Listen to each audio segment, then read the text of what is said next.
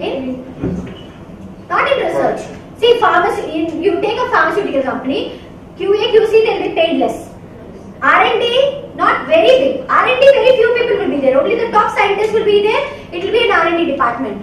Pharmaceutical company, all the people will be paid very less. QA, QC, or formulation R&D, or packing, whatever you get into, it's going to be ready. It's going to be lesser. What was that one fact which was normally a pharmaceutical student or life science students, normally where will they go in for higher package? Marketing. Okay, you know that marketing was the huge chunk.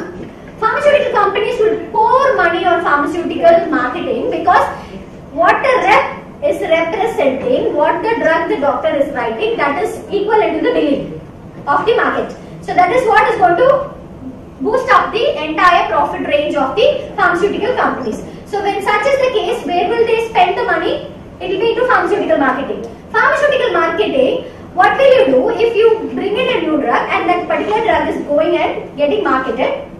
If the doctor, have you seen those representatives that used to there'll be so much. I also started my career as a pharmaceutical, into business development. So I know how it works, the incentive structure. So the first thing, I am basically a pharmaceutical student, and I think I've not given you an introduction about myself. My name is Alamelu Murli, and I completed my B Pharmacy almost around 15-16 years back. I started my career as a pharmaceutical business development manager, worked for 3-4 years, then moved into Accenture into PV. So long back we knew that was the nascent stage of pharmacovigilance and CDM coming up into the market. I'm talking about I completed in 2002 B Pharmacy, and then I moved into MBA HR. I was into both the process of Accenture as well as into PV, to the HR recruitment, and I found that every day walk-ins will happen in Accenture, if you are aware of. My maximum, even now, weekly 3 days walk-ins will be going on for pharmaceutical students and also for life science students.